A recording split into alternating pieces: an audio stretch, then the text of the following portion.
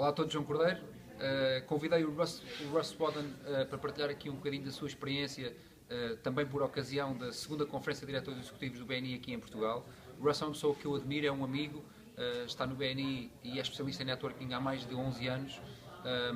E eu vou aproveitar aqui esta sua presença para fazer umas perguntas, de facto, para percebermos na perspectiva dele como é que se agrega valor ao networking.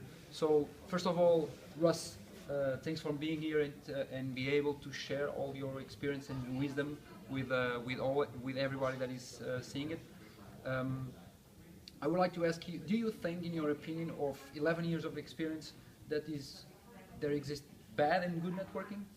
Yeah, and I think networking is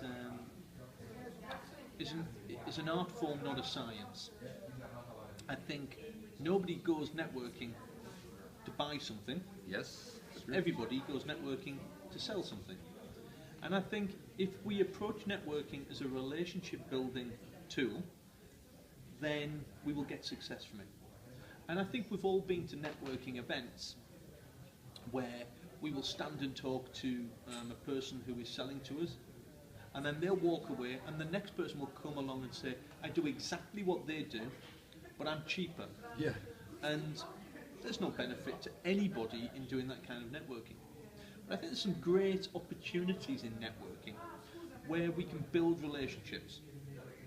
I think organisations like BNI, I think they have a structure that uses networking to deliver strong referral relationships. Mm-hmm. Can you give us some tips on good networking?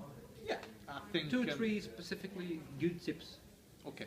The first one would be always know what you want to achieve from a networking event. Go with an aim to meet 2, 3, 4, no more than 5 quality contacts in particular industries or suppliers of particular items that you can help.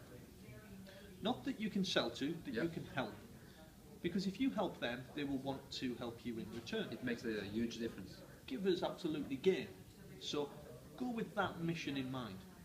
Second thing is, when you're at a networking event, make sure that you act like a host. So make sure that if you're stood talking to somebody, make sure that their coffee cup is always full. Make sure that you compliment them on the way that they present themselves, or how they've handled themselves in the room. Compliment them on their business, the size of their business, the nature of their business. People buy from people that they like. They don't buy from businesses. Yeah. So be a host and make sure that people enjoy your company. And the third tip is find an hour or 2 hours after a networking meeting to follow up on the people that you've met. Follow up, yeah. When you're there, make sure that you get permission to contact them after the event. It's like going on a date. If you go on a date, the first thing that you want to do is get to a second date. Yeah. Or maybe have a kiss at the end of the night, but Yeah. you know. But it's to get to a second date and then a third date and progress that relationship. Business relationships through networking are no different. If you meet somebody at a networking event, it's the start of a beautiful relationship if you want it to be. You just have to take the time afterwards to nurture that relationship. If you can't invest the time after a networking event, then don't go to the event. There's no use on it. There's no use. All you're going to do is shake lots of hands, drink lots of coffee, and come back and wonder why it wasn't any success. And you get crazy because you have to drink a lot of coffee. Like crazy. Lots of energy.